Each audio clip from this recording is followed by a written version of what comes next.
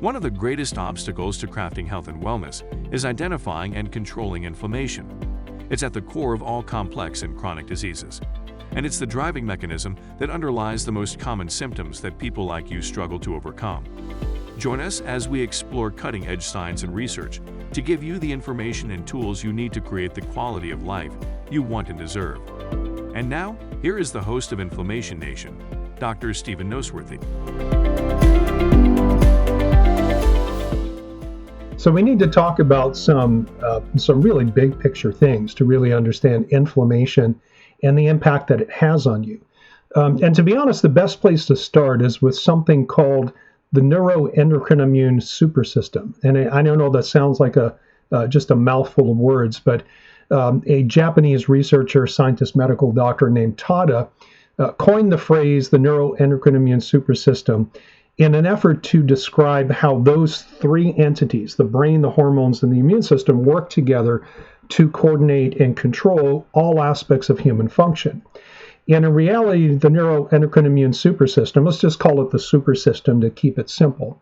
It's a single thing, and even though it's very convenient to talk about the brain as a separate piece, or the hormones as a separate piece, or your immune system as a separate piece, the reality is because they all are so tightly interlinked that we can't have a sensible discussion about one without at least even thinking about perhaps discussing each of the other two. Here's an example. If I show you the front of my hand, you understand that that is the front of my hand, that there's a back to my hand, and you don't get confused thinking those are two different things. It's just my hand, and you're just looking at a different part of it. So when we talk about inflammation, all we're doing is we're plucking out one piece of that entire supersystem, and we're talking about it in isolation, when in fact we should be talking about the entire system. Here's another example. When we start to look at inflammatory symptoms that can impact, for example, the brain or the hormonal system, the other two parts of the supersystem, we recognize inflammation in the brain as simple things like depression, lack of motivation, or probably a little bit more commonly, brain fog. And so here's how this works, is that when you have an inflammatory process that makes its way into the brain, or there are many different ways that that can happen, but let's just say that you have some kind of inflammation in the brain. The technical term is neuroinflammation. Then what that does to the brain from a function standpoint is it slows down the conduction process, how quickly one neuron signals and communicates with the next one. So it actually slows down the processing speed of all of the neuronal architecture. And when that happens, we experience kind of a decline or an inefficiency of our thought process, of our decision making. It's almost like we're thinking through a cloud, and it's very difficult for some people to describe this, but the most common description is, I've got brain fog. Now, again, we recognize brain fog to be a neuroinflammatory process. It doesn't answer where that came from. It certainly doesn't tell us what to do to change it. All we know is that when someone says, hey, I've got brain fog, we know there's an inflammatory problem in the brain. Is it in the brain and only the brain, or is it something in the body that's then spilling into the brain environment to create? These are the questions that we have to deal with on a clinical basis all the time.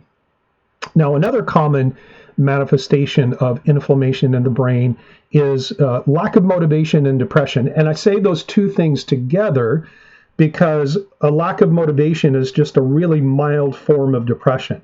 You know, if we think of depression as being kind of like the full-blown, there's no point to life and all this kind of stuff, then a lack of motivation is the very earliest steps for that. But here's what's interesting about depression described as a neuroinflammatory problem. That's what the medical research says.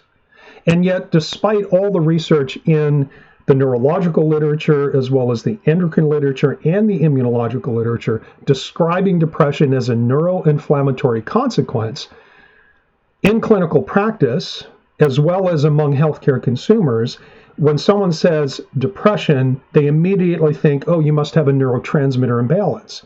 And so from a clinical perspective, and also, again, on the healthcare consumer side, say in people going out to buy their own nutritional supplements or what have you, They're looking for things that can influence serotonin, or they're looking for things that can influence something like dopamine or norepinephrine. These are sometimes neurotransmitters that are involved in some kind of a depression scenario.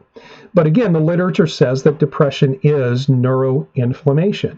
And specifically, it's inflammation of the frontal lobe, which is right behind your forehead. So why is there this big disconnect between what's being practiced in specifically the medical community, but to be honest, also in the alternative and integrative medicine community, is that unfortunately doctors don't read the research, and this is a huge problem. That it not only does it take a long time for things that are published in the literature to get filtered down into the educational system, where new doctors are being trained on new research. Some estimates are that there can be up to a 20-year gap between when there's consensus in medical research about something and when that shows up in a medical textbook. It could be as long as 20 years. The bottom line is most doctors are too busy. They are stressed themselves. They deal with healthcare struggles. A lot of them are inflammatory based, and they don't read their own research. And so they end up kind of behind the eight ball, having to make quick decisions. And then the general consensus, even though it's largely incorrect, is that depression is a neurotransmitter imbalance, and then all of a sudden you get like a serotonin reuptake inhibitor, something like Xanax or Paxil, or maybe it affects dopamine or norepinephrine, or even a combination of those. And this is, I guess, one of the powerful things, or the outcomes of understanding human physiology and understanding what's published in the medical literature, and then basing your clinical practice on those things, is that you see things from a different perspective. And our perspective is looking at global systems first before you start looking at minutiae and smaller details. To be honest, all of the details, if someone comes and consults with me and wants to, be like a one-on-one coaching client, all of the details to me only make sense once I understand the big picture. So I don't dive into, well, when did this happen? When did that happen? I want to step back and see the big picture, because I know once I have the big picture, then all the details start to fit into place, and the story that those symptoms tell me is easy to read, and it's easier to make decisions about what's going on. So that's one way to start to understand the bigger picture of inflammation, is to start to realize it's only one part of the entire neuroendocrine immune supersystem. So that's how inflammation affects the brain.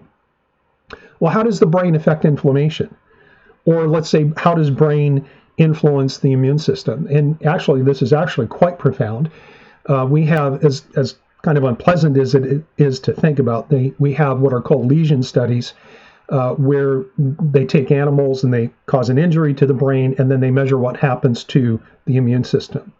And even though the research has not yet come to really firm conclusions about this part of the brain affects this part of the immune system and so on, what we do know is that when the brain gets injured, or if the brain lacks development, like in a child that grows to adulthood, but they have some kind of a developmental delay, or if we have head injury or a concussion, we already talked about, if we have like early neuro or extensive neurodegeneration, like we might see in dementias or Parkinson's disease and Alzheimer's, what we know is that the change in brain behavior is accompanied by an increased amount of brain inflammation as well as systemic inflammation.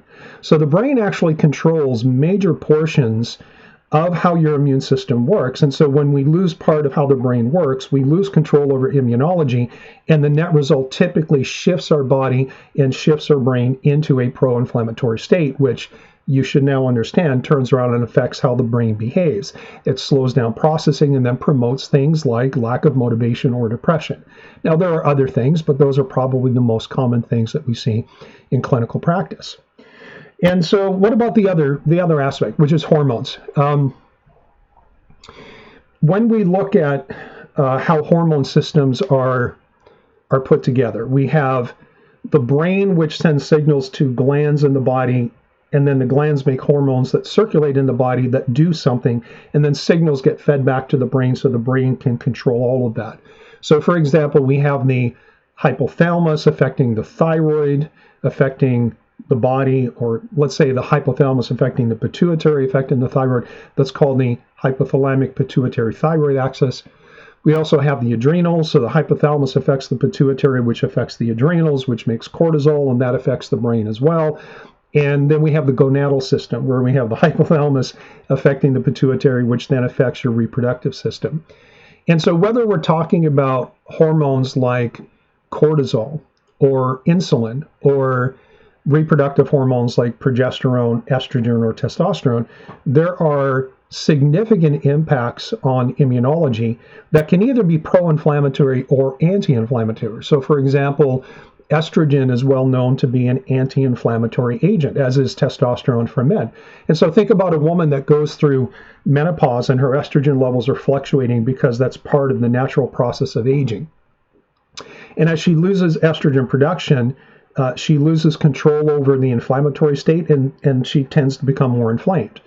That inflammation then can further impair how the estrogen system works. In fact, inflammation generically tends to derail all hormonal systems because it impairs how the hypothalamus and the pituitary talk to their targets, whether that is the adrenal system, the thyroid system, or the reproductive system. And so no matter how we slice it, when we look at brain, hormones, and the immune system all working together, the links between each piece are bidirectional relationships. So again, the immune system affects the brain, and the brain affects the immune system. The immune system affects the hormones, and the hormones affect the immune system. And the brain and the hormones affect each other as well. And these are tightly interlinked. And I strongly encourage you that if you are confused by a situation, and if you listen to the first episode, I use this phrase, if you have multiple symptoms and multiple systems, meaning it seems like everything's gone wrong, what you're dealing with is at some level, you're dealing with failure of integration of the neuroendocrine immune supersystem. And understanding things from that perspective, particularly if your interest is identifying and controlling inflammation, you can't have a sensible conversation without talking about how the brain is working, how the hormones are working, and ideally, you look at the whole picture. That's the way it works. Thank you so much for listening to the Inflammation Nation. If you found this episode valuable, please rate, review, and subscribe to our podcast. Be the first to know when a new episode drops so that you can stay on top of your game. It also helps others like you find the answers they need. And why not head over to my main website, drnoseworthy.com, that's drnoseworthy.com, to explore my personalized functional medicine coaching programs, submit a question to the podcast, maybe take a quiz, or even reach out to me using the contact form that you can find there. We'll see you next time.